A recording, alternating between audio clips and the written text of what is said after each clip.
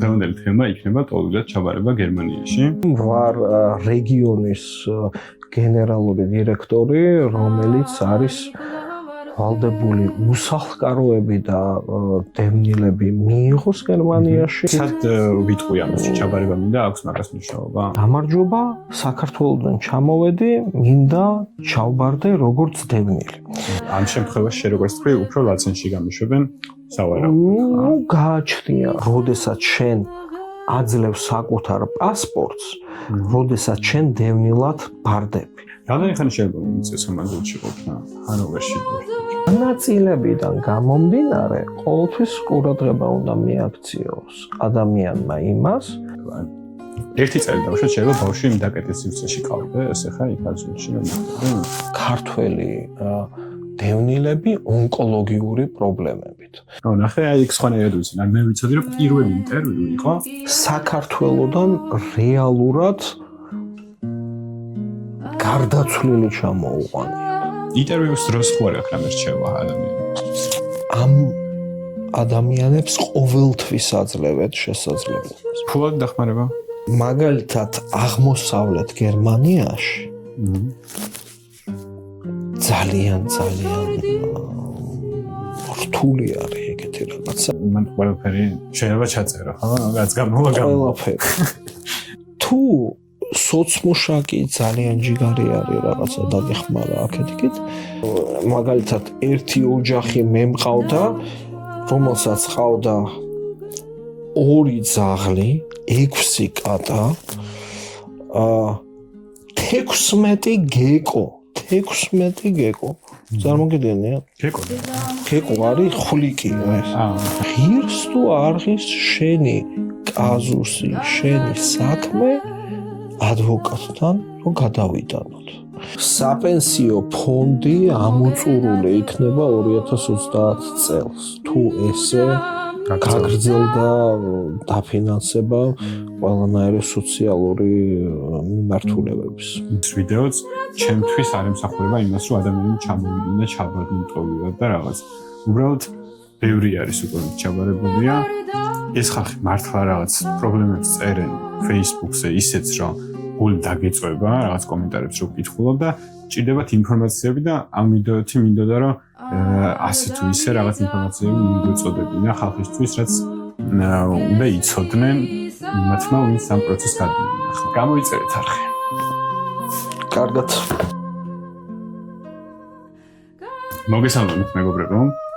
ფერსტ ახალ ეპიზოდს და დღევანდელი თემა იქნება ტოლიდად ჩაბარება გერმანიაში. საკამაოდ რთული თემა არის. მე ვერ ვერკოვი ამ საკითხში. ამიტომ ამოვედი გიგისთან სახლში.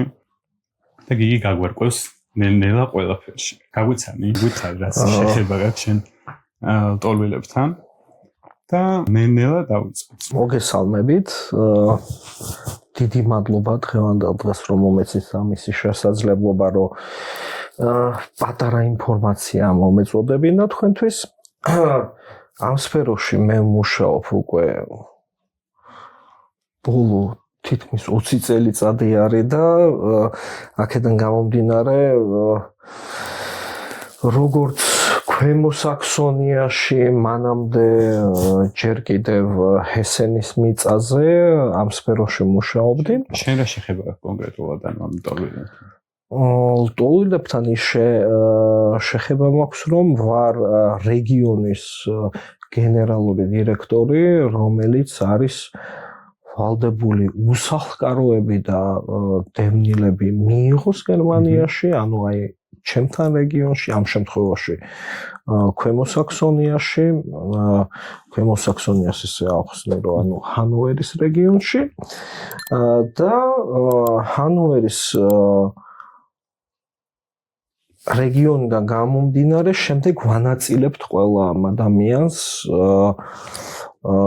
მთელ სხვადასხვა დიდ ქალაქებში, რომლებიც არის მაგალითად გერმანიაში მოცემული.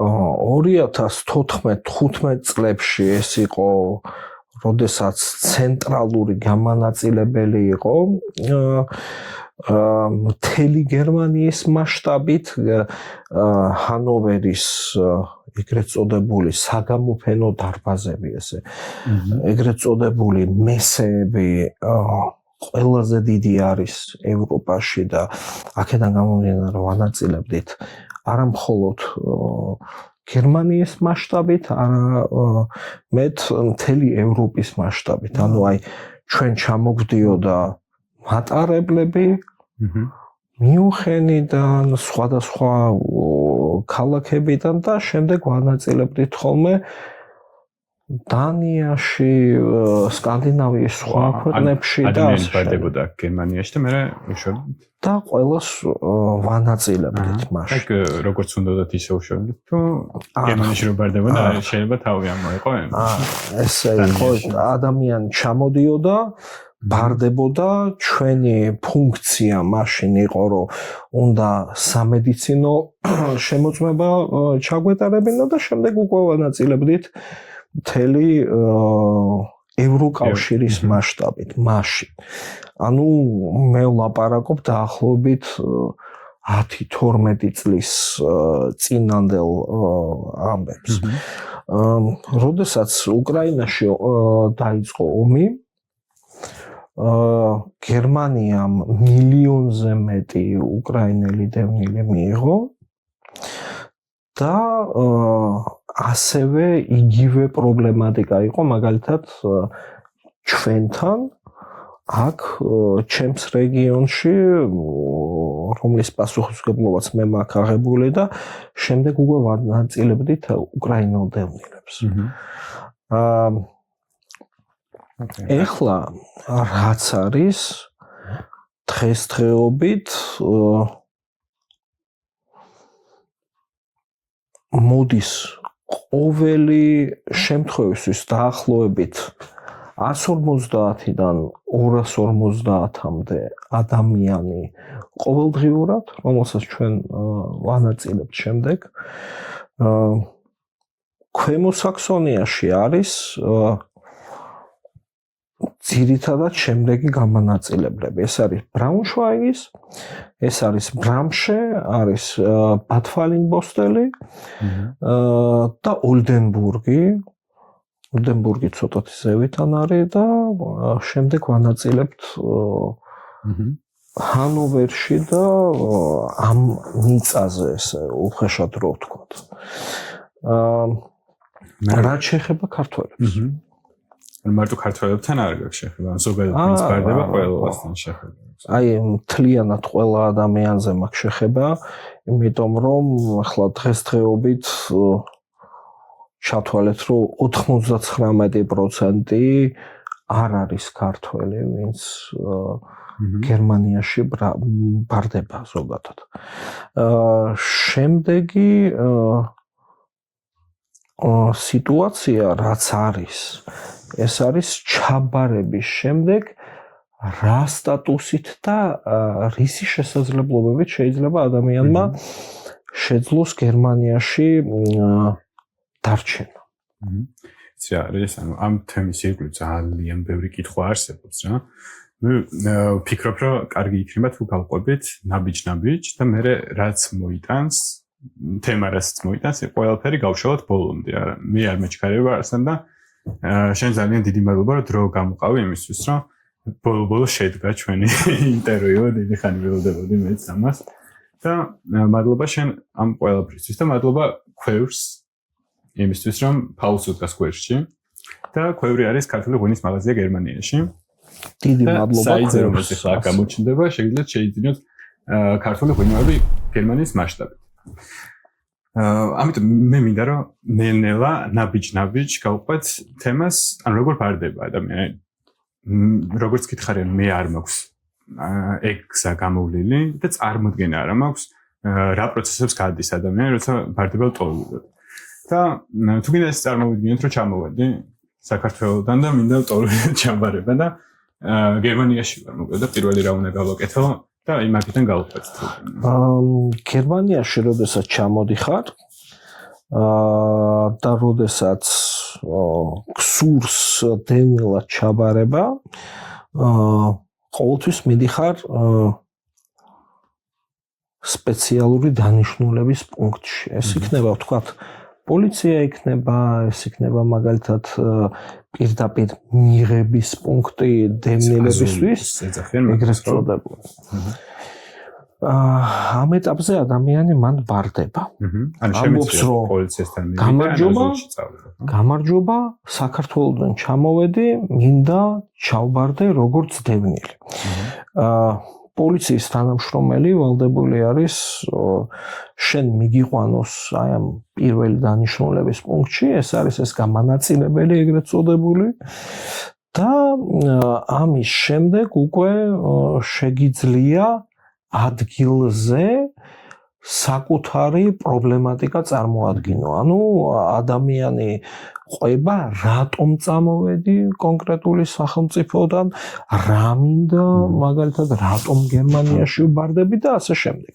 ადამიანი ჩამოდის და ამბობს, მე მაქვს პრობლემა ჩემს სამშობლოში და აქედან გამომდინარე გთხოვთ დამიტოვოთ. ანუ ეგ თემა რო ჩავხუროთ, ანუ ორი გზაა როგორც მოხდა, ხო? ან შეგიძლია ან პოლიციელთან მიხვიდე, უბრალოდ ეს ქუჩაში გააჩერო და უთხრა რომ ჩაბარება გინდა, ან პირდაპირ მიხვიდე თვითმფრინავიდან როდესაც ჩამოდიხარ, ეგრევე თქვა, მაგალითად, მიმღებ პუნქტში. ოკეი. ჩვენ სეზონაზე რო ვთქვათ, ეგ მიმღები პუნქტი არის ის აზული, ხო? მე რაც გითხარ. კი ბატონო. გასაგე ეგ გავიგე, რას ნიშნა. ანუ მანდრო მიდიხარ ან და მიყავხარ მე პოლიციას თუ ვისაც ეთქვა მოკლედ მიყავხარ მიმღებ პუნქტში და მაგიდან იწყება შენი ისტორია როგორც დევნილის, ხო? მაგ მომენტში საბუთებზე რომ მითხრა, იმიტომ რომ ძალიან ბევრ კითხვებს ხვდები ხოლმე Facebook ჯგუფებში, ანუ რა უნდა გქონდე, რა არის მნიშვნელოვანი საბუთების მხრივ, რაც უნდა გქონდეს ხელში. ყოველთვის ჯობია მთელი საკუთარი საბუთები თან წამოიღო. იმის გამო რომ ადამიანს მაგალითად, როდესაც შენ ბარდები პოლიტიკური მიმართულებიდან გამომდინარე, ყოველთვის უნდა გქონდეს აუცილებლად საბუთები, რომ შენ პოლიტიკურად გდევნიან საქართველოში. იმიტომ რომ მაგალითად ადგილობრივი მთავრობა, ადგილობრივი მმართველობა შენ არ გაწყობს და აქედან გამომდინარე შენ გინდა იმ ქვეყანაში დარჩენა იმ პერიოდის განმავლობაში, სანამ ეს მთავრობა სათავეში არსებობს, შეძლო მიიღო გერმანიის დაცვა ზოგადად. ხო? ანუ საბუთებში გულისხმობ მტკიცებულებები რო გქონდეს, ხო? მტკიცებულებები, მაგალითად, დაჭერილი იყავი კონკრეტული რაღაცა პერიოდის განმავლობაში გდევნიდნენ, მაგალითად, ვიდეო მატერიალები და ასე შემდეგ. როდესაც შენ გაქვს იმისი შესაძლებლობა, რომ თან ეს ყველაფერი წარადგინო, ვინაიდან ეგრეთ წოდებული ინტერვიუს დროს პირველადი ჩაბარების ადგილზე ყოველთვის გეუბნებიან, რა ხდება, რატომ ჩამოხვედი, მაჩვენე მაგალითად ეს საბუთები, დოკუმენტაცია. შენ თუ გაქვს მაგალითად, რომ გაგლახეს დემონსტრაციაზე, რომ სიტყვაზე ვამბობ, არის პოლიციური აქტი შედგენილი პროკურატურიდან, სასამართლო განჩინება განაჩენი, ამას ყველაფერს წარადგენ და ამითი დაასაბუთებ იმ შესაძლებლობებს, რომ შენ რეალურად დევნილი ხარ. აი, პასპორტს რაც ეხება რა, ხშირად ხვდები კიდევ კითხვებს, რომ ეს პასპორტი უნდა დატოვან მისცენ, თუ არ მისცენ. რა გონით რომ მე აღარ დაუბრუნებენ ამ პასპორტს თუ რაღაცა ეგეთი კითხვები შემოხვდა კიდევ. ჩაბარებისას ყოველთვის ვალდებული ხარ პასპორტი აჩვენო. და ყოველთვის იტოვებენ. თუმცა შეიძლება ჩაბარების დროს უთხრა, რომ არ გაქვს, ხო, დაკარგეთ რაღაც. ნუ დაკარგე ეგეთი რაღაცეები, ანუ რა პრობლემა შეიძლება გამოიწვიოს იმ პასპორტს უტო. არანაირი პრობლემა ადამიანს არ წარმოეთქმება, როდესაც შენ აძლევ საკუთარ პასპორტს, როდესაც შენ დევნილად ბარდები. ხშირ შემთხვევაში არის ესეთი უხეში, რომ აი პასპორტი თუ მიეცი, მაშინ მორჩა, პრობლემები შეგექმნება, არაფერი არ შეგექმნება. ზოგადად, როდესაც ადამიანი არის პოლიტიკური დევნილი, შენ არავითარი პრობლემა არ შეგექმნება ამ დოკუმენტაციას, ისევე როგორც სირიელი, ავღანელი, ერაყელი დევნილი აბარებს იგივენაირად უნდა ჩააბაროს ქართველმა დევნილმა და ქართველი დევნილი ელემენტარულად პრობლემას არასდროს არ ნახავს, იმიტომ რომ პასპორტი ჩააბარო. შენ აბარებ პასპორტს, იმიტომ რომ კონკრეტულ სახელმწიფოში შენ უკან ჩასვლის შესაძლებლობა არ აქვს და მაგის გამო ხარ ჩამოსული. გასაგებია. არა პასპორტებს ვაბარებ. ეხ ჩემი ისტორია რო გავაგრძელოთ, ჩამოვედი პოლიციას უთხარი, აეროპორტშივე ვთქვი რომ ჩამაბარეთ თქო. წამიყვანეს აზულში, ხო? პასპორტი მივეცე. შემდეგ რა მეილის. შენ რა გელის? ჩამოხვედი ეგრევე აეროპორტიდან ნახვამდის, აღარ მინდა უკან დაბრუნება საქართველოში. შემდეგ ჯერზე ნახავენ სად არის ადგილი. დამოკიდებული იქიდან სად ჩაფრინდი. ხო, პირდაპირია რეისები საქართველოსთან, რა ვიცი, დორტმუნდი არის, დუსელდორფი, სად ვიტყვი ამას ჩაბარება მინდა აქვს მაგას მნიშვნელობა? ეგრევე შეიძლება ჩაბარება. უბრალოდ სად გინდა შენ ჩაბარება. შენ თუ ხავს მეგობრები ჰანოვერში, თუ გინდა ჩემთან კონტაქტი, თუ გინდა ვიღაცასთან სხვასთან კონტაქტი, მაშინ შენ ჩამოდიხარ იმ ქალაქში, სადაც შენ გინდა. იმ ადგილზე ბარდები. აზული, ყველა ქალაქში ეს აზული? ყველა აბსოლუტურად ნებისმიერ ქალაქში არის შესაძლებლობა ადამიანი ჩაბარდეს. მაგრამ განაწილებიდან გამომდინარე, ყოველთვის ყურადღება უნდა მიაქციოს ადამიანმა იმას, წინასწარ უნდა იკითხოს, რომ მაგალითად მე დღეს ჰანოვერში თუ ჩამოვედი და დევნილად თუ ჩავბარდი, ეგენი მე დამიტოვებენ თუ შეიძლება ბერლინში გადამაგდონ. აი, როგორ უნდა გავარკვიო? ეგ უნდა იკითხოს ადამიანმა. ისეთ ადამიანთან, როგორც ვარ მე, მაგალითად, რომელიც ამ სფეროში, აი შემიძლია გავხსნა კომპიუტერი და ეხლა ვნახო, რომ მაგალითად ქართველი დევნილების კოეფიციენტი რა არის ქვემო საქსონიაში და მე შემიძლია ეს შევამოწმო, მაგრამ ეხლა პირდაპირ თქვენ ვერ იმას. ანუ ყველა შენ არ გიცნობს დავუშვით. ანუ როგორ შეიძლება იქ რომ მაგის წვდომა რომ მიიღოს, ანუ ისე ტოვილებში გაიკითხოს ჯგუფებში. ჯობია ყველანაირ ვარიანტში რომ ამ შემთხვევაში ადამიანს დაელაპარაკოს, თუ ნაცნობი ყავს, თუ რაღაცა კომუნიკაცია არსებობს, აუცილებლად დაელაპარაკოს და იმათ მააკითხინონ, იმიტომ რომ ადამიანი, რომელიც სიტყვაზე ვამბობ, ჰამბურგში როგორც დევნილი არის უკვე 2 წელი, მაგან შეიძლება გაარკვიოს თავისი სოციალური მოშაკებიდან, თავისი რაღაც კონტაქტებიდან გამომდინარე, შეუძლია ყველანაირად ერთი რაღაცა გაარკვიოს, რომ ჩვენთან რეგიონში არსებობს თუ არ არსებობს იმის შესაძლებლობა ახალი დევნილის აყვანის. გასაგებია. თუ არა და შეიძლება გადაამწესონ რაღაცა საშინელება. ანუ მე რო ვიყო დავუშვით უკვე ამ აზულში, იქ შემიძლია ვიკითხო არის თუ არა ადგილი სხვა დევნილებისთვის რაღაცნაირად. ჯობია უფრო ადრე. არა, მე ვიცით რომ სხვისთვის რო ვიკითხო რა, ანუ შემიძლია რომ სხვისთვის ვიკითხო და მე ვუთხარ რომ აი აქ არის ადგილი და აქ გასაგებია, ეგ არ ვიცოდი. და ხო მაგით შეიძლება განსაზღვრო წინასწარ რომელ ქალაქში დარჩები, რომელ ქალაქში მოხვდები ხო თავიდან პირველ ეტაპზე. რა თქმა უნდა. ოკეი.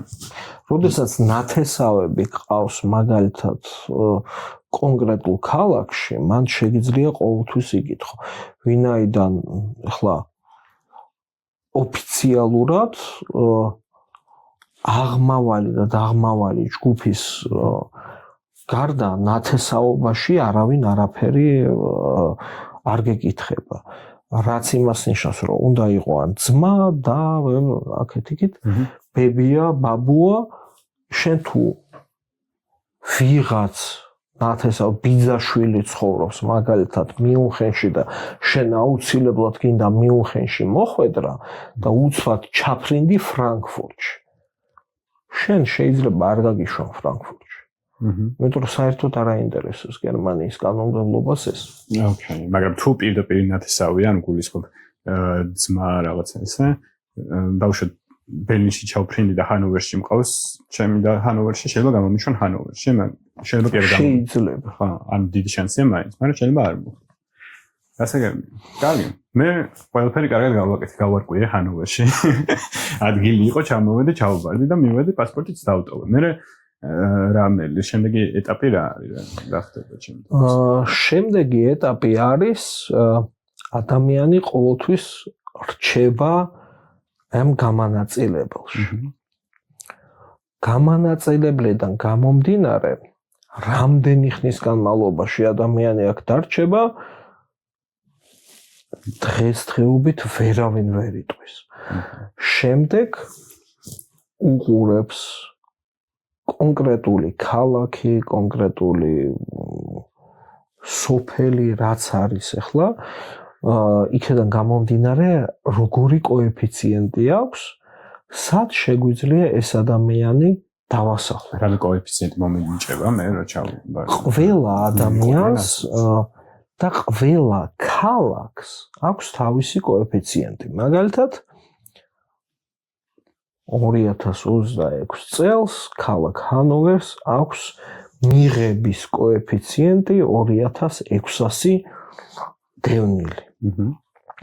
ქალაქ ჰილდესჰაიმს აქვს 140. ქალაქ ლაცენს აქვს 40. ესენი ვალდებულები არიან კოეფიციენტიდან გამომდინარე ეს ხალხი მიიღო. ამ შემთხვევაში შე როგორც თქვი, უფრო ლაცენში გამიშვებენ სავარაუდოდ. ნუ გააჩნია სად და როგორ. შენ თუ არ ყავს ნათესავები ჰანოვერში, შენ თუ არ ყავს მაგალითად ჰილდესჰაიმში ნათესავები, მაშინ ეგენი იტყვიან, ოთ ჩემო კარგო ძვირფასო, შენ გაგიშვებთ ამ და ამ სოფელში. სადაც ყველაზე ნაკლები. კოეფიციენტი შემოსულ. გასაგები. იცი კიდე რა მინდა და მე თქვა იმან რომ დავაზუსტოთ, ანუ ნათესავი გულისხმობ ჩაბარებულ ნათესავს თუ უბრალოდ იმ ქალაქში რო ცხოვრობს? ადამიანი, რომელიც ცხოვრობს ადგილზე კონკრეტულად, ეგ არის მნიშვნელოვანი. ხო, ანუ ის მაგრამ სტატუსი პირველი და გადამწყვეტი ეს არის დედა, მამა, ბებია, ბაბუა, აღმავალი შვილები, თუ დაძმა არის და აქეთ-იქით განსაკუთრებით შეიძლება გაითვალისწინოს, შეიძლება არც გაითვალისწინოს. რამდენი ხანი შეიძლება მომიწეს ამ ადგილში ყოფნა ჰანოვერში დავაშორებთ? ძალიან რთული არის. ძალიან რთულია, ვინაიდან ეხლა ჩემი პირადი პრაქტიკიდან გამომდინარე, მე ძალიან ბევრი აი ეს ეგრეთ წოდებული ჰაიმები მაქვს. ხო, ანუ სახლები, სადაც უნდა დავასახლო დევნილები. ისევე როგორც სხვადასხვა ორგანიზაციებს ურეკავენ, ჩვენც ვირეკავენ და გვეუბნებიან, თქვენ რამდენი ადგილი გაქვთ? ოჯახი არის, ერთი ოთახი, სად შეგვიძლია შევასახლოთ ადამიანი? შეიძლება ძალიან სწრაფად ყველაფერმა ავან ჩაიაროს, ანუ შეიძლება ერთი თვე იყოს, შეიძლება ნახევარი წელი. ანუ ჰაიმს ეძახი? ზოგადად ჰაიმი არის ეს დაწესებულება გამანაწილებიდან, სადაც გამანაწილებელიდან შენთან უკვე აგზავნიან. ჰაიმი არის ჩვეულებრივი დევნილთა სახლი, ანუ უხეშად რო ვთქვათ, ანუ უსახლკაროთა სახლი, სადაც ადამიანს ასახლებენ. აქ არის საერთო საცხოვრებელია? საერთო საცხოვრებელი არის, იქ ოჯახებს უშვებენ, შეიძლება საკუთარი ბინა მისცენ, ამ შეიძლება ეს კონტეინერი იყოს, შეიძლება ეს იყოს რაღაცა სხვა სახის დანიშნულების სახლი, შეიძლება იყოს ადამიანი მაგალითად საერთო საცხოვრებელში, ვთქვათ, მაკაცი რო იყოს საძინებელი გაქვს შენი და დანარჩენი საერთოა ყველას, ვეკეს ხო? ასაგები. მაგრამ აი რომ მითხარი დავუშვი ერთი თვე გაიწევა, ჩემი ჰაიმამდე ჰაიმში გადაყვანა. მაგ პერიოდში ეს ერთი თვე იქ ვარ, მაზულში უნდა ვიყო? კი. ვალდებული ხარ. ეგ როგორი გარემო არის რომ ზახლებით რო ამესნა? არ არის სიტყვაზე ვიტყვი სასიამოვნო დაწესებულება. ანუ რეალურად რომ აღვიქვათ, ეს არის ციხის ტიპის დაწესებულება. რა კარგად დაიწყო აქცენა. მაგრამ ისე მოხდი. ანუ აბა ხო რას გულისხმობ ზუსტად მიყარი? ზუსტად იმას ვამბობ, რომ არის დახურული სახის დაწესებულება. დახურული ტიპის ციხის დაწესებულება არის, სადაც მაგალითად არის 1-6-7 ოთახი. ჩამოხვედი როგორც მამაკაცი ვთქვათ. და არის საერთო შხაპი, არის საერთო სამზარეულო, არის საერთო საპირფარეშო. ოთახი აქვს ჩემი. გაქვს შენი ოთახი, შეიძლება მარტო არ ხარ, შეიძლება ხარ 3-4 ადამიანთან ერთად, შეიძლება მეტ ადამიანთან ერთადაც ხარ და ამ გარემოებაში ადამიანი იმყოფება. შეიძლება ერთი თვე გაგრძელდეს. შეიძლება ერთი, შეიძლება ნახევარ წელიც გაგრძელდეს. ხო, გასაგები. თუ ოჯახთან ერთად ჩამოვედი, შეიძლება ჩემი ცოლის იქნება. არა. როდესაც ოჯახთან ერთად ჩამოდიხარ, ყოველთვის ვალდებულები არიან ოჯახი ცალკე ოთახში საკუთარი, აი ჰიგიენური მიმართულებით უზრუნველყონ, რომ საკუთარი საპირფარეშო ექნება, საკუთარი შხაპი და ასე შემდეგ. ძირითად შემთხვევაში 99% ამ შემთხვევაში ყოველთვის ოჯახს ესე აქვს. ანუ ოჯახი ცალკე. ოჯახი ცალკე. ოჯახი ან ცოლი თუ ყავს, მაგრამ ეს უკვე ცალკე ხარ შენი ცოლი. კი ბატონო. კი ბატონო. შემდეგ უკვე ცდილობენ რომ რაც შეიძლება სწრაფად, როგორც ოჯახი და განსაკუთრებით მაგალითად, როდესაც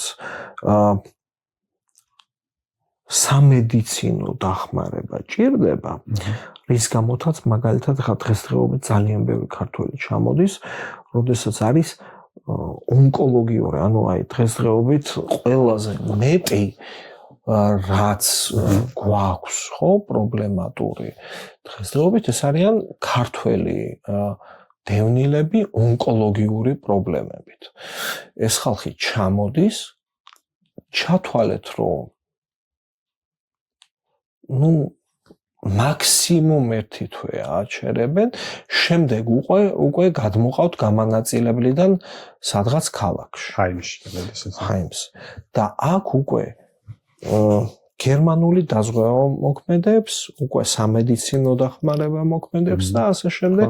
ასე რომ თუ ქრონიკული დაავადება მაქვს დავუშვათ. ქრონიკულ დაავადებაზე აი გამანაწილებლებშიც არის ყოველთვის სამედიცინო პუნქტი.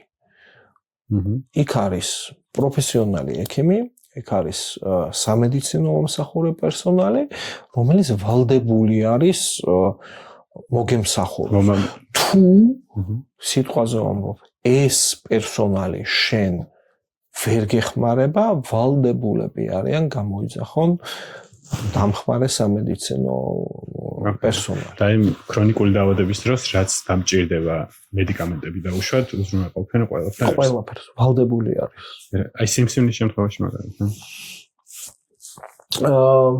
სიმსივნის შემთხვევაში როგორც ადგილზე, ასევე გადაყვანის შემთხვევაში სახელმწიფო ვალდებული არის ამის გაკეთების. იქ ასულიდანვე უკვე რომ კი ბატონო. კი ბატონო, ადგილიდან ვალდებულები არიან. ანუ მათ ლოდინი და ასე შემდეგ არ არის. კიდე ეს დაახლოებით, ანუ რა ეგეთი ან მედიცინას რაც ეხება რა, ჯანმრთელობას. რა ზოგადად არის რამე რაზეც არაფერს არ აკეთებენ, ანუ არ მკურნალობენ და აი დავში სიმსინეზე ხოლმე გავა. თუ რამე ჭირდება, მოკლედ სასწრაფო რაც არის ყველაფერზე. გეხმარებიან? რაც არის სავალდებულო სასწრაფო დახმარება ყველაფერს აკეთებენ. არ აქვს ამას მნიშვნელობა. სიმსივნე იქნება ეს თუ სხვა დაავადებები. ეხლა მე ძალიან ხშირად მქონია ესეთი კაზუსები, როდესაც საქართველოდან რეალურად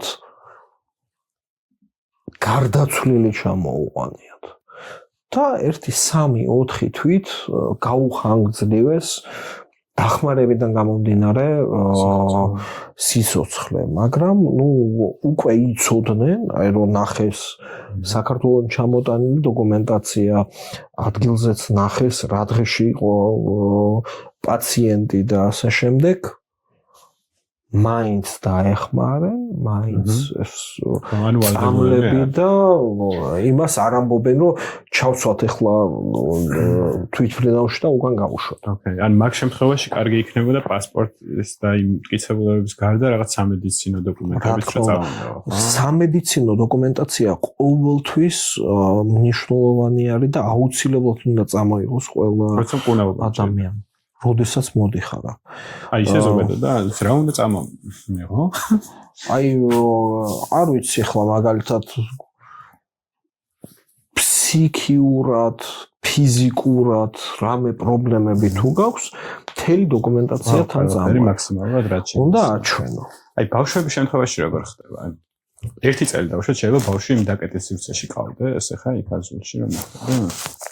არა, ბავშვებთან ერთად ეგრე უხეშად არ აკეთებენ.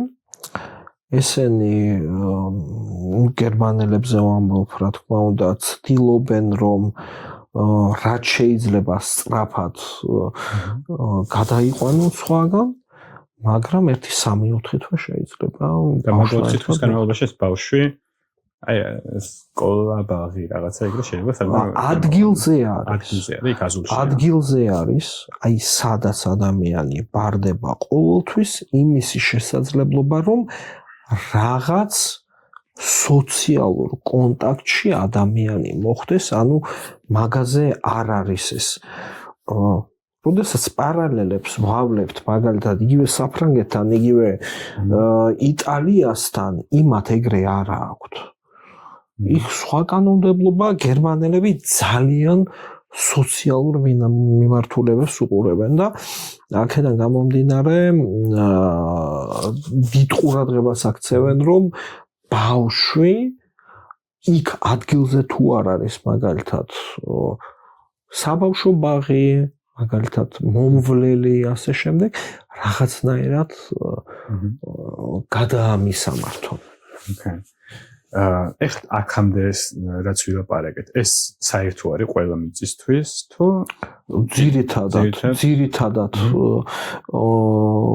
ყველგან არის ესე, უბრალოდ არის რა თქმა უნდა რაღაცა კონკრეტული მიმართულებები, რომელიც კონკრეტულ მიწას ცოტათი გერმანიის მასშტაბით ცოტათი ერთმანეთისგან სხვავდება, მაგრამ მინიმალურად. ოკეი. გავაგზავნოთ მაშინ. მე ჩამოვედი ჰანოვერში ვარ. მე მგონი ეხა იწყება ჩემი ინტერვიუები მოდის არა თუ კიდე რამე უნდა გავიარო მაგ ინტერვიუებამდე. პირველი ინტერვიუ, ორი ინტერვიუ უწევს როგორც ვიცი ადამიანს. პირველში თუ ვერ დაამტკიცე შენი აქ დარჩენის მიზეზები, მაშინ მეორე. ნახე, აი იქ სხვანაირად ვიცი. მე ვიცოდი რომ პირველი ინტერვიუ იყო უბრალოდ გაცნობის არის. ანუ ანაბეჭდს იწოვებენო, ეგრე ვიცოდი და შენს რაღაც სახელი გვარი პასპორტზე და შენს ინფორმაციას ანუ მოკლედ რო გითხრა, პირველ ინტერვიუზე არაფერი არ მიწევდა, ეგრე მეგონა მე, რა. უბრალოდ ანაბეჭს დავტოვებ და წამოვედი დაველოდებოდი მეორე ინტერვიუს. ეგრე არის. არა. პირველიდან იწყება ჩემი არა, ფლად ეგრე ნამდვილად არ არის. დაკითხვა ახლა ესეც არ არის ესეთი სასიამოვნო სიტყვა, მაგრამ პირველი ინტერვიუ არის ზოგადად ადამიანი, როდესაც წყნარ მშვიდ ფორმაში უყვება გერმანიაში რატომ წამოვედი და რატო ჩავბარდი დევნილად. ეს ძალიან ისეთი ფორმატი არის, ძალიან მსუბუქი ფორმატი არის, რომელსაც ბიუროკრატიულ მნიშვნელობას არ ანიჭებენ გერმანელები, რომელსაც ძალიან უყვართ მაგალითად დეტალურ პრობლემატიკაზე საუბარი. იმიტომ არის შემდეგ ეს მეორე ინტერვიუ, რომელიც მთავარი არის, როდესაც ყოველთვის ყველა ამბობს. მან ერთი პრობლემა მაქვს, გერმანული რო არ ვიცოდე, რა ხდება? თარჯიმას მომიყვანენ მე როგორც ვალდებულები არიან ქართულად მოლაპარაკე თარჯიმანი მოიყვანონ. ვალდებული არის სახელმწიფო რომ ქართულად მოსაუბრე თარჯიმანი მოიყვანო. ანუ თარჯიმანი მეყოდება, ქართულად ვილაპარაკებ და ის გადაუთარგმნოს ყველაფერს გერმანულად. Easy.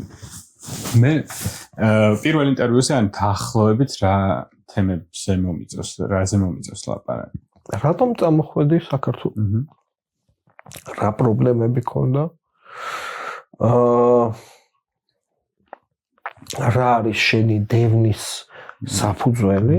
ანუ რეალურად იგივე მეორდება მეორე ინტერვიუს დროსაც, მაგრამ თავარი არის პირველი ინტერვიუს დროს მისცე შეფასება იმ წამოსვლის საბაბისა, რატომაც შენ წამოხვედი მაგალითად გერმანიაში და რატომ აღარ შეგიძლია საქართველოში ცხოვრება. ეს არის პოლიტიკური, ეს არის არ ვიცი, ფინანსური ყოველთვის ცუდი არის. იმიტომ რომ ფინანსური არავის არ აინტერესებს. მე მგონია რომ შენ სიცოცხლეს უნდა ექნებოდეს პრობლემა. არა ის ფინანსურიც შეიძლება სიცოცხლეზე გიფრინდეს. გიანა არ აინტერესებთ. ფინანსური მიმართულებით შენ როდესაც ამბობ რომ მე მაგალითად მქონდა ბიზნესი და ჩამომართვეს და ასე არ აინტერესებთ. უნდა იყოს რეალურად პრობლემები პოლიტიკური. შენ ხშირად ახსენებ პოლიტიკურ თემას რა. ანუ აი მაგას ალბათ იმიტომ ამბობ რომ პოლიტიკური მიზეზით ყველაზე ხშირად რჩებიან ადამიანები თუ აი ეს უმცირესობების წარმოადგენს არ აქვს შანსი და ძალიან პრობლემატური არის მაგალითად როდესაც ჩამოდიან ქართული ჩეჩნები სიტყვაზე ამბობ რომლებიც ამბობენ რომ ჩვენ ვართ ჩეჩნები საქართველოს არანაირი საბუთი დასაბუთება მაგათ არ აქვს სადეპორტოზე უშვებენ ეგრევე ცდილობ როდესაც პოლიტიკური დღესდღეობით მთავრობის წინააღმდეგ როდესაც ხარ მიმართულებით და როდესაც შენ შეგიძლია ამისი დასაბუთება, რომ მაგალითად არ ვიცი, კონკრეტული მთავრობის წინააღმდეგ მე არ შემიძლია ქვეყანაში არსებობა, მაშინ უნდა დაასაბუთო იმითი, რომ აი ვიდეო მაქვს როგორ გამლახა პოლიციამ დემონსტრაციის დროს. ეხლა ეგეთ кейსი იყო, ზუსტად ეხლა ამ აქციების დროს მაგრად გალახული ბიჭი იყო, ეგრე ჩაბარებული დააბრუნეს უკან რა, ანუ რაღაცა ისე მოხდა. პატარა ჭრა გქონდა მეგობრებო. მოკლედ წამოებული მაქვს ფერიანის საფერავი შენთვის. დღეს არის ომსკი. ვირუსი აქვს ახალი დამარცხებული და საჩუქრად გადმოგცემდა ბოლომდე რომ გამოჯამრთელდები მივირთვი მე საყვარელ ხალხთან ერთად. გავაგზავნოთ ჩვენი ამბავი. გავაგზავნოთ ჩემო გარგო. მოკლედ ინტერვიუებზე ვართ. მე როგორც რაღაც მოკვლევა რო გავაკეთე 2023 წელს რომ უარი მიიღო ტოვილა ჩაბარებაზე უმცირესობის წარმომადგენელმა როგორც ვიცი და შემდეგ სასამართლომ გადაწყვიტა რომ იკუთვნოდა ამ ადამიანს ეს სტატუსი და აი ეს რამდენად ახდენს მაგის შემდეგ ამ თემაზე გავლენას ეგ მაინტერესებდა. მიღებული არის ზოგადად გერმანიაში როდესაც კონკრეტული კაზუსი სიტყვაზე ვამბობ. ეს იქნება მაგალითად სექსუალური უმცირესობა, ეს იქნება პოლიტიკურად დევნილი ადამიანი. ეს კაზუსები უკვე მიღებული იქნას და ამის საფუძველზე ხალხი იღებს აქ დევნილად დარჩენის შესაძლებლობას.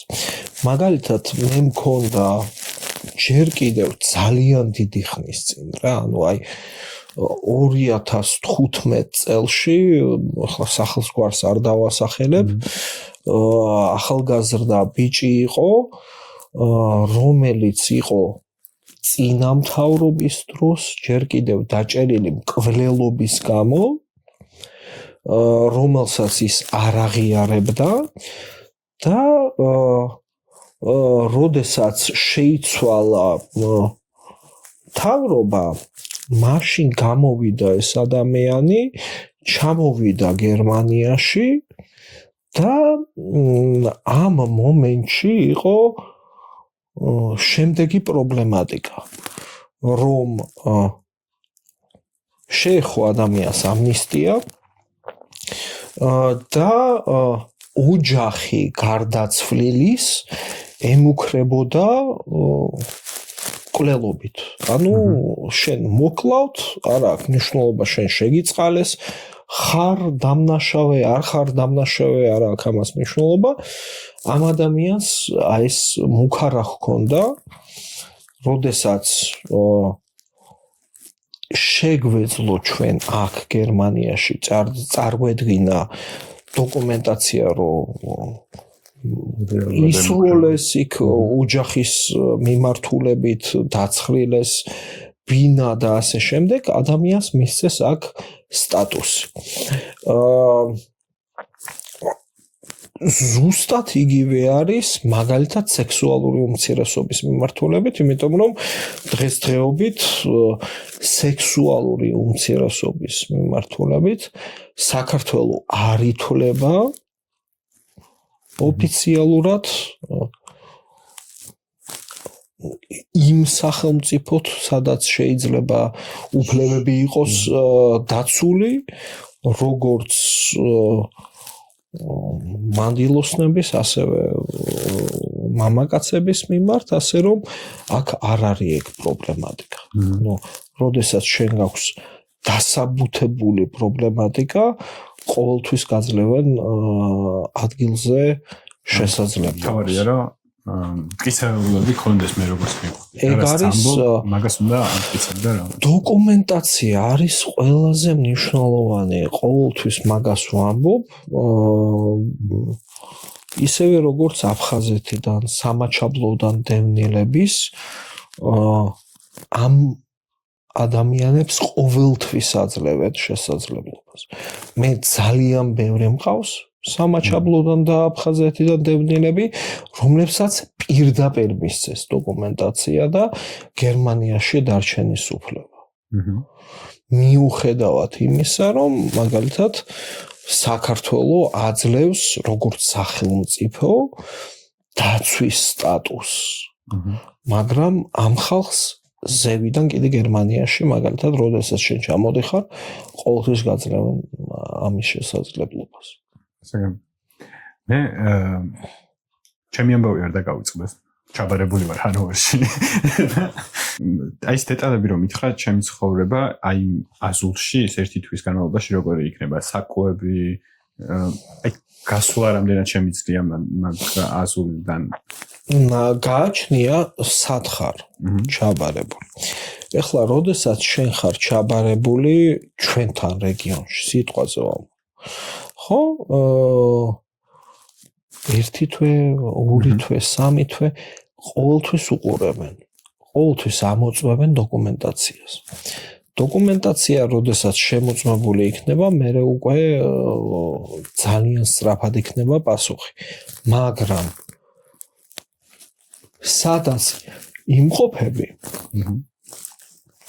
ცენტრალურ მიმღებში საკვები არის ორგანიზებული, სამედიცინო დახმარება არის ორგანიზებული და სოცმუშაკები ადგილზე არიან. ანუ კვება მაქვს და ყოველთვის. გასვლა რამდენად შემიძლია? აი დავშფარებაში ჩავბარდე და მეგობრებთან რჩებოდე სახლში და შეიძლება ეგეთ. მიწიდან გამომდინარე, აი ძალიან რთული არის გერმანიაში მაგაზე საუბარი, რატომ? მაგალითად აღმოსავლეთ გერმანიაში ძალიან რთული არის ეგეთი რაღაცა, იმიტომ რომ სერიოზულად აკონტროლებენ. ჩვენთან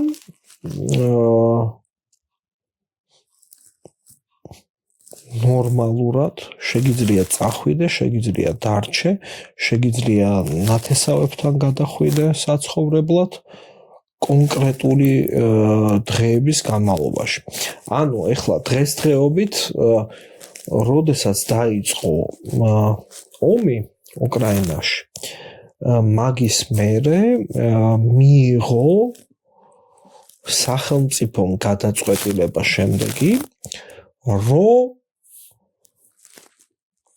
9 დღე შეგიძლია ვიღაცა დაიტოვო, ნათესავი იქნება, ოჯახის წევრი იქნება, არა აქვს ამას მნიშვნელობა, შენთან დაიტოვო სახლში 9 დღის განმავლობაში. ჩაბარებული ადამიანი შემიძლია 9 დღე დავიტოვო. არა აქვს მნიშვნელობა, ლტოლვილი არის თუ სტუმარი არის თუ ვინ არის. ცხოველთან ერთად. შეგიძლია ძაღლთან ერთად მივხვიდე. მაგრამ ეს არის 9 დღე თვის განმავლობაში. თუ სოცმუშაკი ძალიან ჯიგარი არის რაღაცა დაგეხმარა აქეთ-იქით, გაგიკეთებს რომ 9 დღე მიბმულად გაგიკეთოს. თორე ისე 9 დღე თვის განმავლობაში, რაც იმას ნიშნავს, რომ 3 დღე ამ კვირაში, 3 დღე იმ კვირაში და ასე შემდეგ. 9 დღე მიბმულა, ანუ მიბმულად წესით არ უნდა გაგიკეთოს, მაგრამ თუ ჯიგარი არის გაგიკეთებს. და აი ცხოველზე რო ახსენე. სახლთან ერთად რო ჩავბარდე და უშუალოდ ჩემ ცხოველთან ერთად ეგეთ ფეისები თუ გქონია. დღესდღეობით მე შემიძლია გითხრა, არის ქვემო საქსონიაში არის ბევრი ობიექტი, სადაც შეგიძლია შინაურ ცხოველთან ერთად ჩაბარება. უკრაინელები, როდესაც წამოვიდნენ 2022 წელს, მაშინ ყველას მისცეს ნებართვა შინაურ ცხოველებთან ერთად ჩაბარებისა და აქედან გამომდინარე მე ბევრი ობიექტი მაქვს, სადაც კატები, ძაღლები, ერთმა იცის რა მაგალითად ერთი ოჯახი მე მყავდა, რომელსაც ყავდა 2 ძაღლი, 6 კატა, 16 გეკო. 16 გეკო. წარმოგიდგენია? გეკო არის ხვლიკი, ეს. ოკეი. 16 ცალი, 2 თუთიყუში და ესენი ცხოვრობდნენ აი სად ამ ოთახში სადაც ცხოვრობთ, ხო? აი ახლა 20 კვადრატულში აიგრე იყვნენ ესენი ყველა. კონტაქტური ზოოპარკი იყო ჯერმანია. აი რო მივიღეთ გული გამისკდა რა, მე ვთქვი რა უბედურება არის მეთქი. მაგრამ ნებართვა არის. გასაგებია, ცხოვრობთან ერთად ჩემი ჩამოსვლა. ეხლა რა მაინტერესებს? აი ეს ინტერვიუზე გავდივარ. ამ პერიოდში შემიძლია რომ ინტერვიუზე ადვოკატთან ერთად მივიდე რა?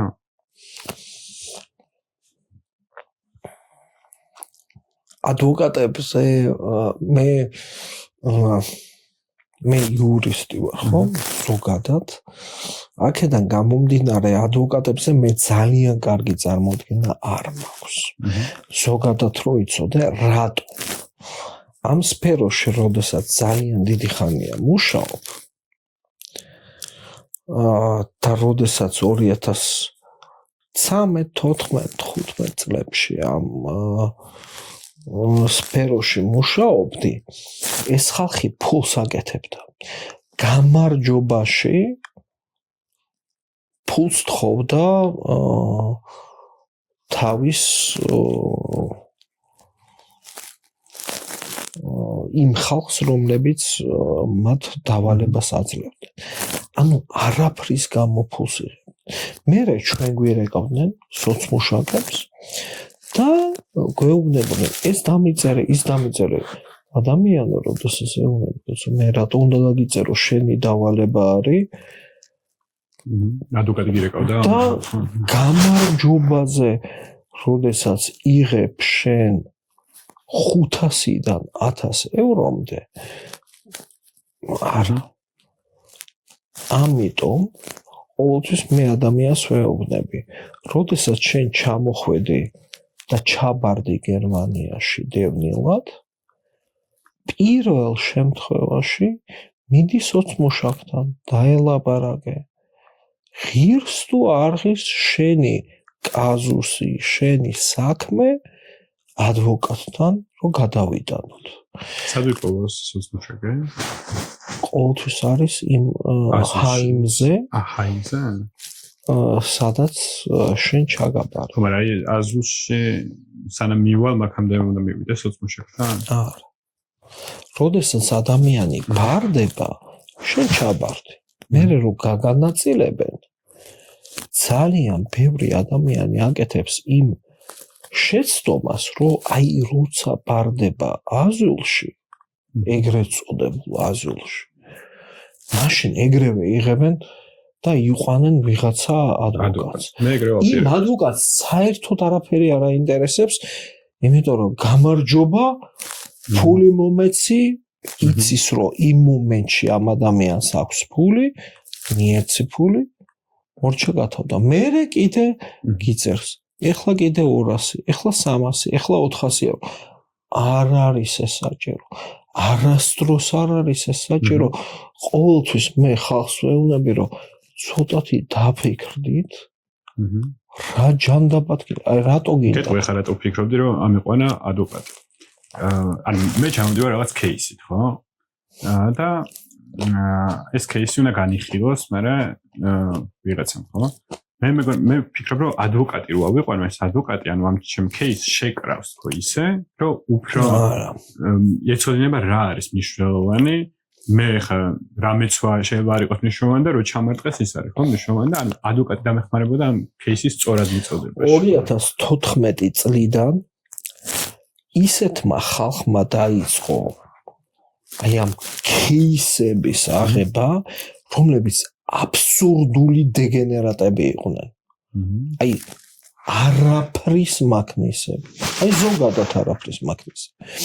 ანუ მე რუსულად ვლაპარაკობ, მე ამ ენაზე ვლაპარაკობ, მე სპარსულად ვლაპარაკობ, მე არაბულად ვლაპარაკობ და ადამიანს დავეხმარები. და ამ ხალხს რეალურად დღემდე ძარცვამდე რაც არ არის ნორმალური. იმიტომ რომ აი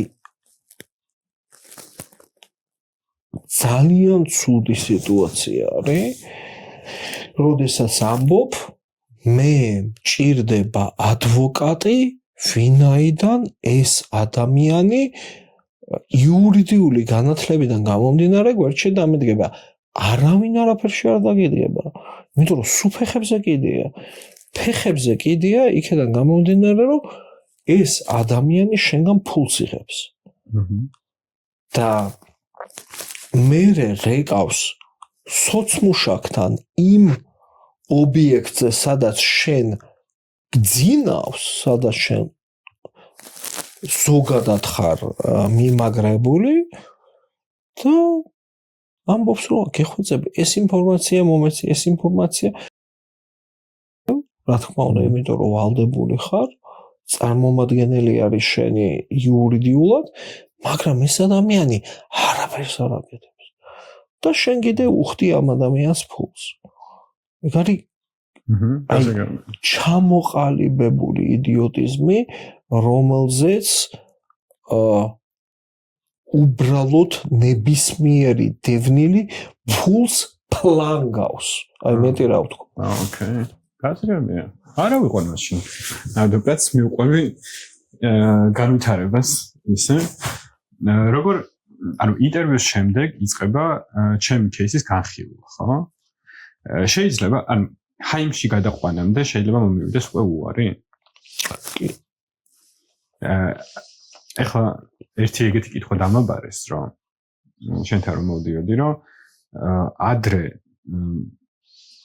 უარის მოსვლის შემდეგ ასაჩივრებდი, რაღაც არ ვიცი, ხაც ალბათ ეგრე ხდება და ანუ ამ გასაჩივრებებს დროს იგებ, რაღაც დროს წევა, ხო და ეხლა იყო ესეთი кейსი ჩემს საახლობლოში, რომ უარის შემდეგ, ანუ გასაჩივრება ვეღარ მოახერხა ადამიანმა, ისე დაადეპორტეს ეგრევე, რა. ეგ რამე ცვლილება არის თუ არა, ცვლილება არ არის, ეთყობა აი ხლა ჩემი აზრით ზოგადად, ახლა სუბიექტურად რო გითხრა, სავარაუდოდ კონკრეტული ვადები ვერ დაიჭირეს და მაგ ადამიანის შემთხვევაში მაგალითად ან სოცმუშაკებმა არ მისცეს სწორი ინფორმაცია ან თორე სხვანაირად არა. სულ ეგრე არ ხდება. არ შეიძლება ეგრე გააკეთონ, იმიტომ რომ როდესაც შენ გადეპორტებენ ზოგადად კი მოდიან მაგრამ დღესდღეობით არის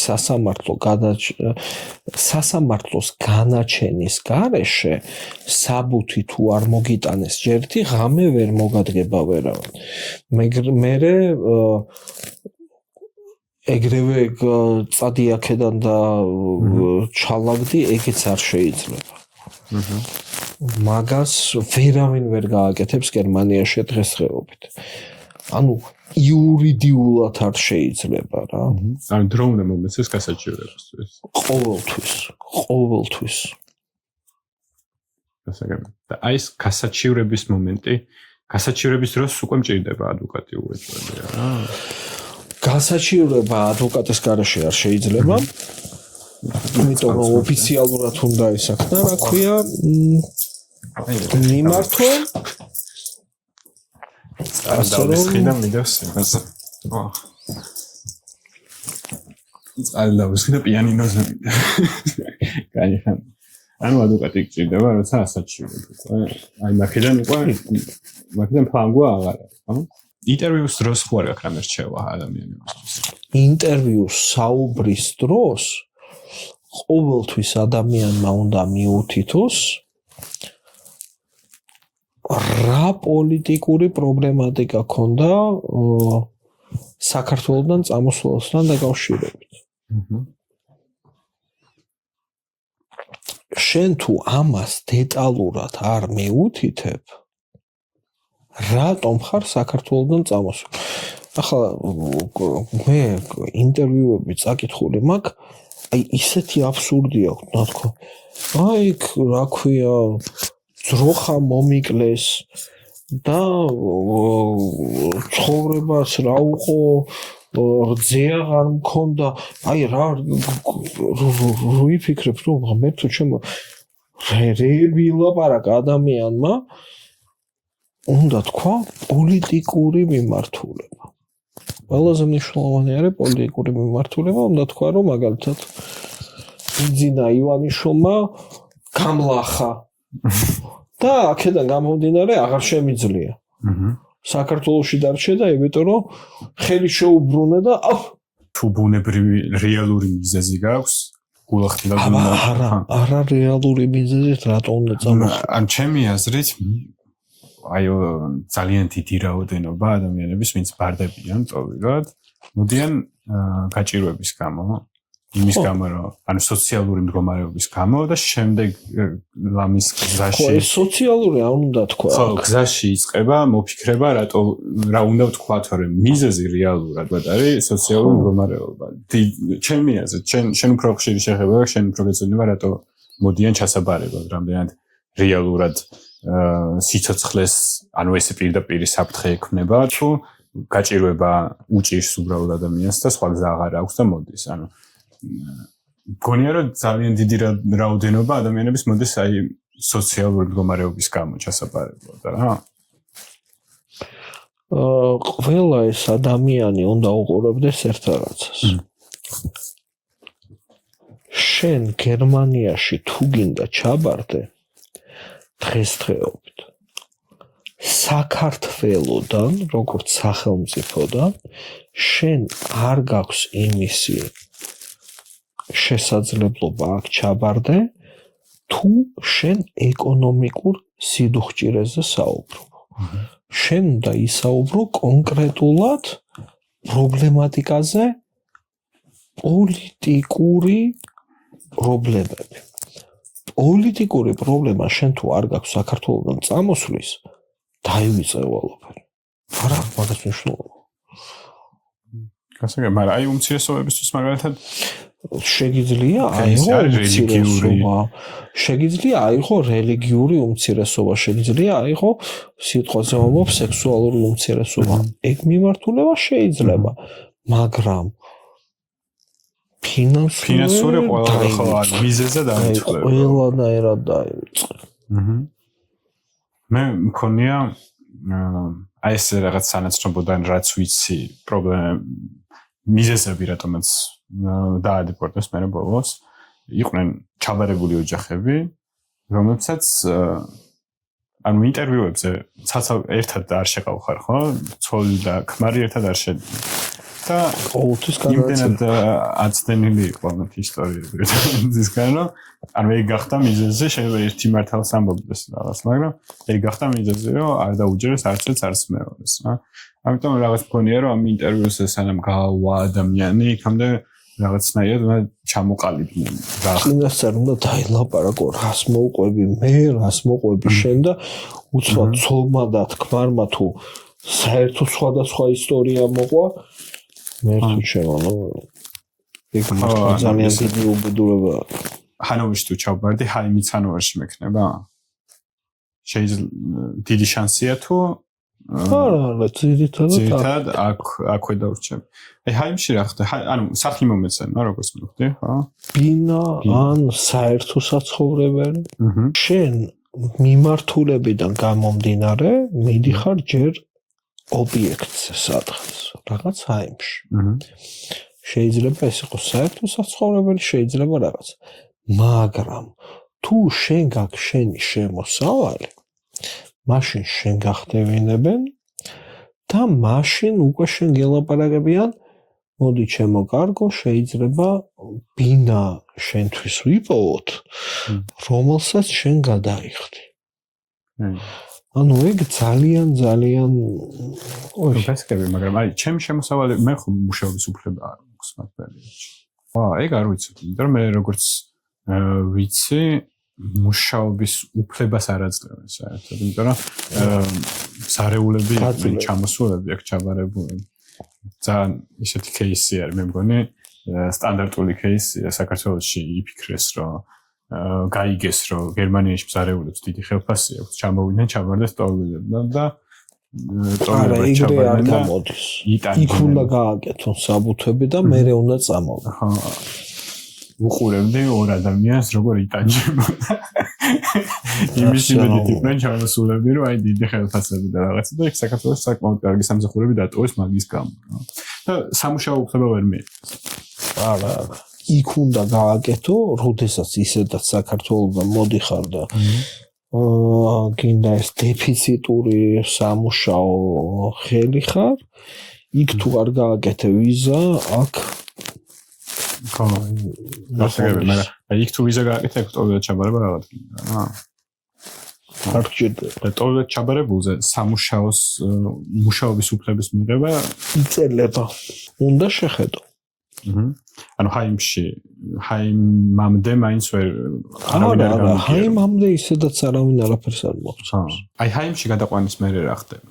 არა, იქ შეიძლება მოგივიდეს მაგალითად გერმანიაში დარჩენის უარი, რომლის გასაჩივრებოდ შეგიძლია. მაგრამ მანამდე შენ გაფინანსებენ, მანამდე შეიძლება მოგივიდეს შენ მუშაობის უფლება. ძალიან ბევრი რაღაცა შეიძლება იყოს. გაფინანსება რა, ანუ დახმარება, ხო? გერმანული სწავლის დაფინანსება, ისედაც დახმარება, კი ბატონო. არის ეგ გერმანული. ეს ინტეგრაციის კურსი, როგორც ვიცი, უსაფრთხო ქვეყნიდან ჩამოსულები ინტეგრაციის კურსზე აღარ იღებენ და იღებენ უფრო აი უკრაინელები და ესე, ხო? ანუ ქართველებისთვის ინტეგრაცია შეიძლება მიიღოს გააჩნია სად არის და სად მოხდა. მიწერას გააჩნია? არა, შეიძლება ობიექტიდან დამოკიდებული იქიდან სადღაც მოხდეს. ოკეი, მაგრამ მოთხოვნა ღირს მაინც ყოველ შემთხვევაში. აუცილებლად. ფულად დახმარება? სოციალური დახმარება 500 რაღაცა არის, პლუს ინდივიდუალურად არის იქიდან გამომდინარე რამდენი ადამიანი არის და აქედან გამომდინარე ბინაზე რამდენი უნდა გადაიხადოს. სანამ აზულში ხარ იწიღებ რამე თანხას? რამდენია ხოლმე სხვადასხვანაირად არის მიწიდან გამომდინარე 169 ხანდახან არის კიდე მეტი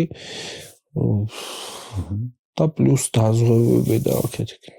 ოკეი, მაგრამ ისე აზულში სანამ ხარ აქ ჭირდება იდეაში არ ყველაფერი გაქვს. მან მე ჰაიმში რო გადადიხარ, მე არის მნიშვნელოვანი. მე უკვე მეტი დაქვს. არის საკმარისი ეგ იმისთვის რომ ჰაიმზე კი ბატონო. იცხოვ, ანუ ოჯახი თუ ხარ, შენი ცოლი, შენი ბავშვი, ყველაც ასაკი იღებთ ამ. გააჩნია რამდენი ადამიანი ხარ?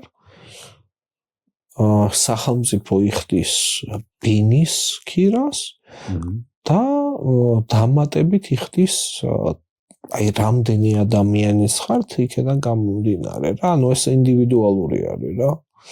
ანუ ყველაზე ცუდ ვარიანტში 500 რაღაცა ევრო არის, აღარ მახსოვს რამდენია.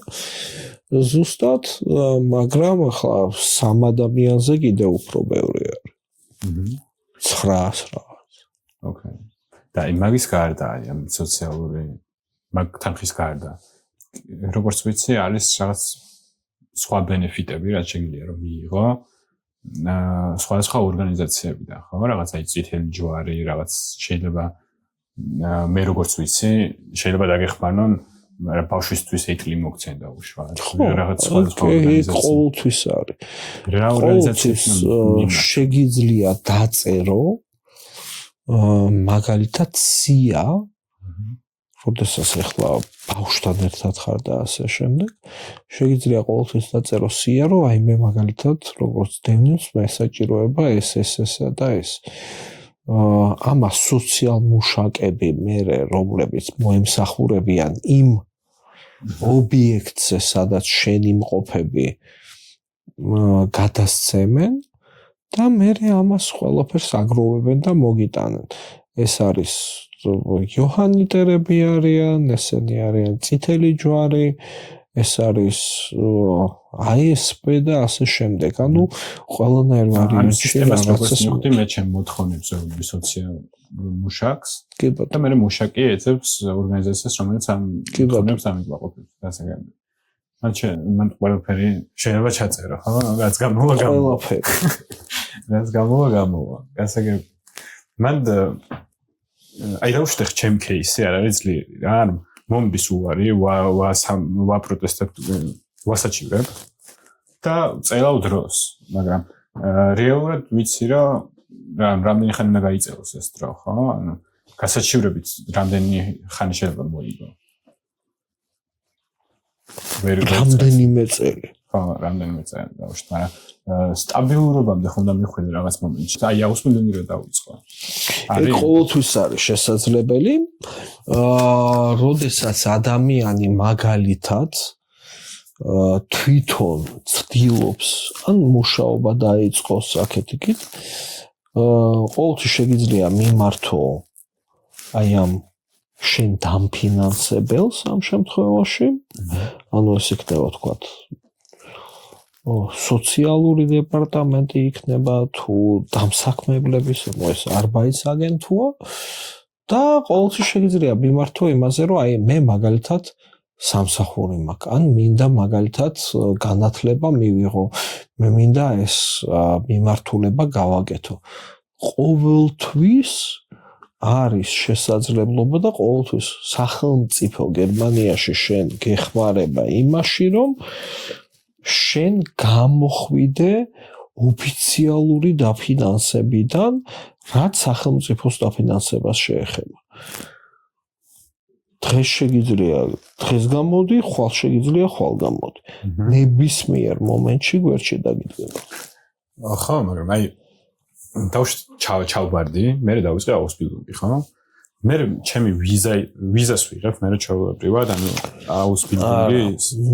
აუსბილდინგი შენ თუ ხარ ჩაბარებული დევნილად, სანამ აუსბილდინგს აკეთებ ეგრე, ხო? ნუ განათლების მიღების პროგრამა არის, ხო? სანამ შენ ამას მაგალითად აკეთებ, მანამდე ჩვეულებრივად გიხდიან შენ დაფინანსებას სახელმწიფოს მხრივ, ანუ სოციალური დახმარება შენ გეგუთვნის. შენ თუ ეს აუსბილდინგი განათლება მიიღე და მერე უკვე დაგასაქმეს მაგ მიმართულებით. მორჩა შენ ხარ უკვე ჩვეულებრივი ადამიანი რომელიც იხდის გადასახადებს მერე შენ მოგთხოვენ შეცვალო შენი დოკუმენტაცია რაც შეეხება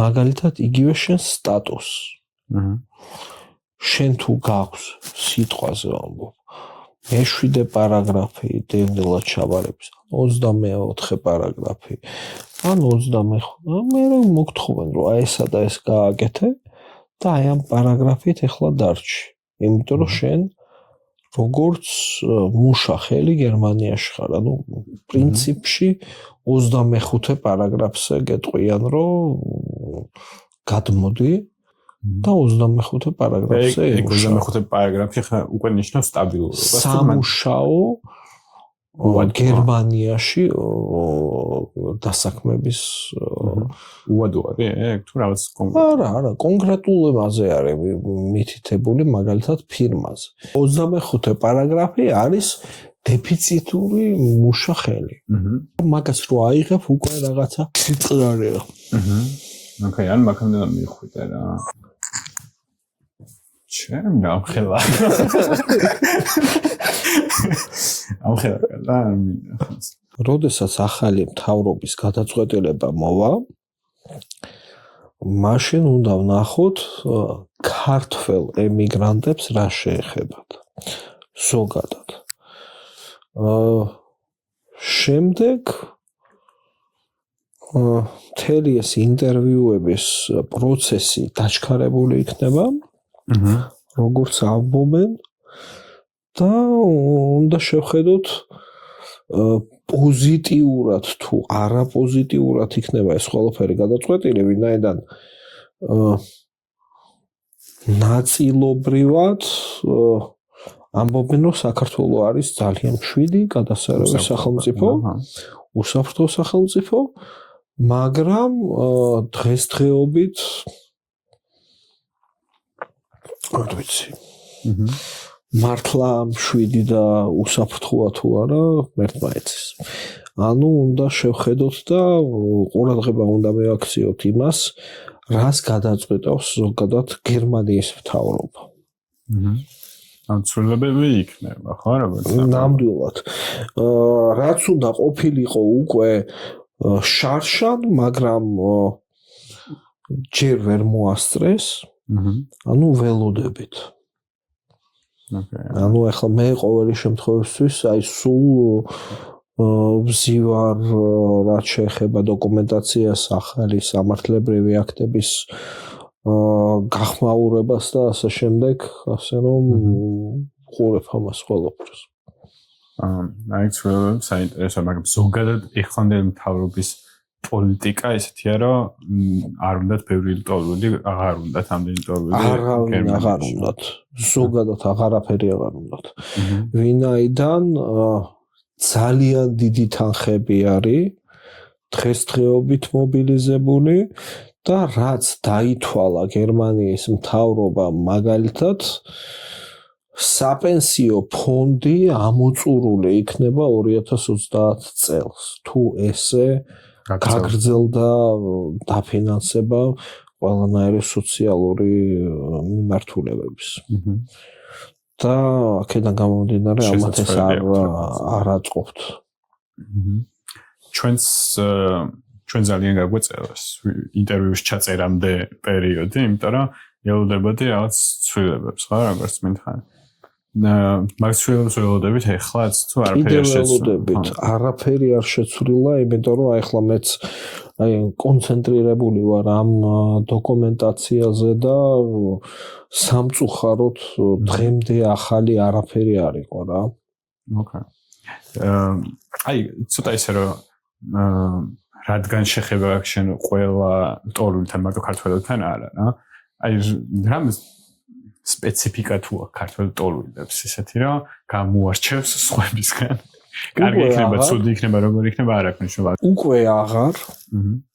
იმიტომ რომ 2014-15 გითხარი რომ ეს მხოლოდ კრიმინალი იყო 99%. ეს არის პერიოდი, როცა შენგენის ზონაში შევით და ყველა წამოვიდა. კი ბატონო.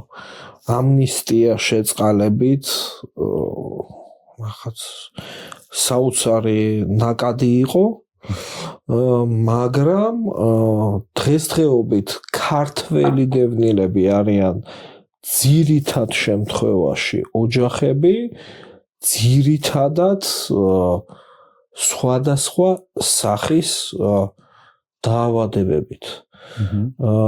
ანუ ხალხი, რომელსაც მაგალითად საქართველოში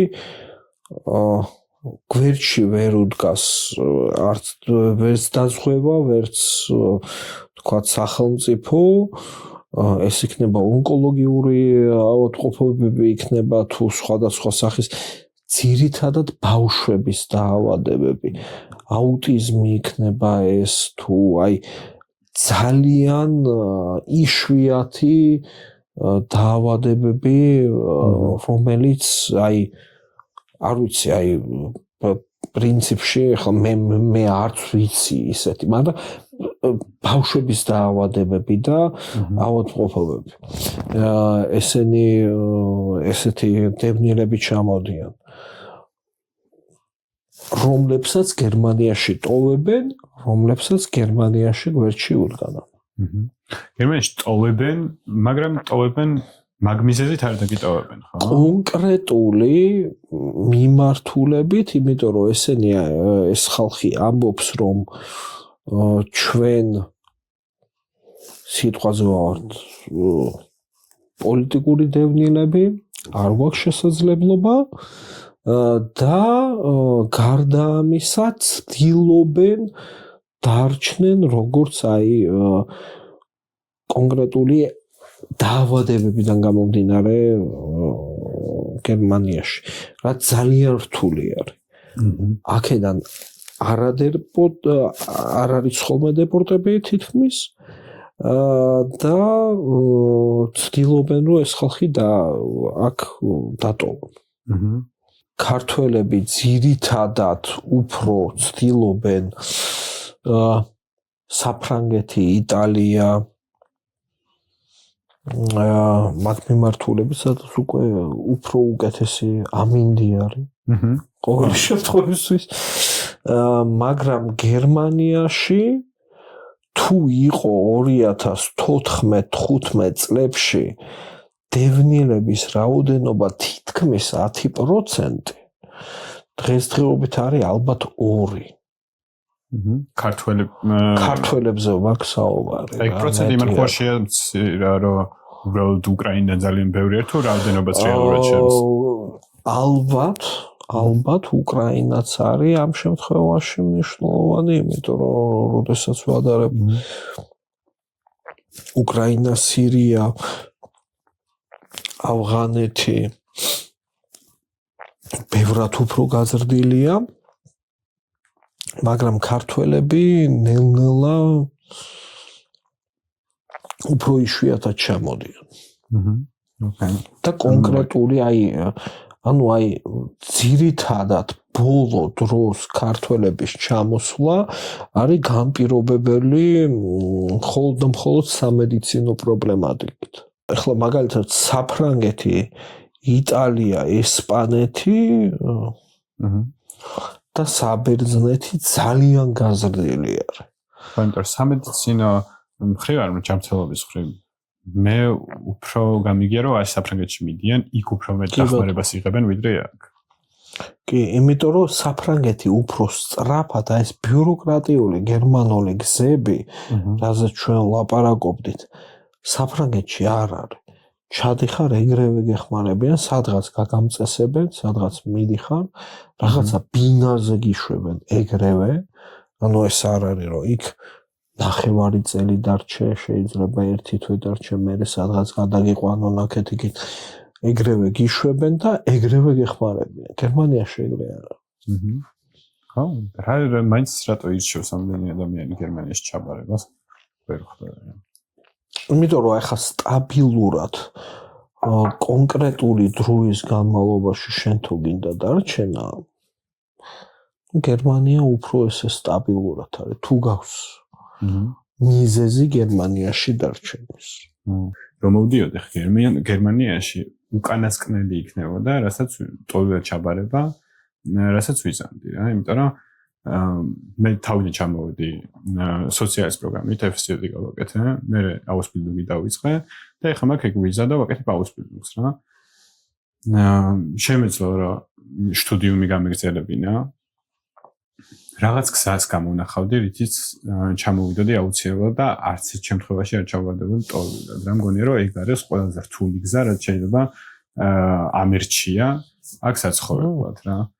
ძალიან ბევრი ალტერნატივა არსებობს და მაგაზე მაქვს უკვე გადაღებული ვიდეო და კიდევ ბევრს გადავიღებ, რისი გაკეთება შეგიძლიათ რომ არ ჩავარდეთ ტოვებულად რა და ეს ვიდეოც ჩემთვის არ ემსახურება იმას რომ ადამიანები ჩამოვიდნენ და ჩაბარდნენ ტოვებულად და რაღაც. უბრალოდ ბევრი არის უკვე ჩაბარებულია. ეს ხალხი მართლა რაღაც პრობლემებს წერენ Facebook-ზე ისეც რომ გული დაგეწვება რაღაც კომენტარებს რო ვკითხულობ და ჭირდებათ ინფორმაციები და ამ ვიდეოთი მინდოდა რომ ასე თუ ისე რაღაც ინფორმაციები მიგვეწოდებინა ხალხისთვის, რაც უნდა იცოდნენ იმათმა, ვინც ამ პროცესს გადიან ახლა. თუ რამე დაგაკეთეთ, მეგობრებო, მე მოპატიეთ, იმიტომ რომ მე არ მაქვს ეგ საგავლილი, მე არ ვიცი კონკრეტულად თქვენ რა გჭირდებათ, მაგრამ დაწერეთ კომენტარებში კითხვები, რაც გაქვთ. აუცილებლად ყველას ან თუ რამე თემა წარმოგიდგენიათ, რადგან არ გვილაპარაკიათ ჩვენ ახლა, დაწერეთ კომენტარებში, რაღაც მოუყაროთ ერთად თავი, რომ რა გაინტერესებთ, რა ჭირდება ამ ადამიანებს და აუცილებლად ჩავწერ კიდევ ვიდეოს. თუ იქნება საჭიროება მაგის, კიდე გადავიღებ ამ თემაზე აუცილებლად. Facebook-ზე არის ჯგუფი მეფისტო, იქაც შეგიძლიათ რომ იქაც იქნება პოსტი და იქაც შეგიძლიათ დაწეროთ, რა გჭირდებათ, რა კითხვები გაქვთ, რა გაინტერესებთ, ყველაფერი მე მოვუყრე ყველაფერს ერთად თავს და კიდე ჩავწერ ერთ ვიდეოს და ზოგადად მინდა რომ ჩვენი ვიდეოს შემდეგ ჩავწერო ადამიანები, ვინც კონკრეტულად თავის თავზე გამოცადეს ის რაც ჩვენ ახლა ვილაპარაკეთ რა. უბრალოდ რთული არის მაგ თემებზე ლაპარაკი, ბევრს არ უნდა ლაპარაკი მაგ თემაზე რა. შეიძლება ვიღაცა ვიპოვოთ, ვისაც უნდა გაზიარება, გამოცდილების და მთელი ამ გზის. ეგ უბრალოდ მგონია რომ ეგ აუცილებელია, იმიტომ რომ ადამიანები ყვებიან ძალიან მარტივად. ჩამოვედი, ჩავბარდი, მივიღე რაღაცა, გერმანელი გავხდი რა. და მე ვიღაც ამას მოისმენს და მოდის ბარდება რომ გახდეს გერმანელი რა. იმის უკან ის რომ ჩაბარდა, რა გზა გაიარა, ეგ რომ არიცი, სხვანაირად წარმოგიდგენია რა და მაგაზე ხალხი არ ლაპარაკობს რა და მგონია რომ ეგ ისტორიები ხალხმა უნდა იცოდეს და მე მიიღებს რეალურად სწორ გადაწყვეტილებას უნდა თუ არა ამ გზის გავლა რა. ამიტომ მინდა რომ ჩვენი ვიდეოს შემდეგ მე თუ გადავიღებ ტოვილობის თემაზე, გადავიღებ კონკრეტულ ადამიანებს, ვისაც გავლილი აქვთ ეს გზა და მათი ისტორიები ჩემთვისაც საინტერესოა რომ მოვისმინო რა. შენ ძალიან დიდი მადლობა. შენ დიდი მადლობა. არ ვიცი რამდენი ხანი ვწერდით, მაგრამ დიდი დრო დამითმა. მადლობა შენ. მადლობა ქვევს რომ გვერდში გვიდგას. და მეხმარება რომ გადავიღო ესეთი და კიდე ძალიან ბევრი ვიდეო, რასაც გადაღებული მაქვს და გადავიღებ კიდე მომავალში რა. მშვიდობებით, გამოიწერეთ არხი. კარგად.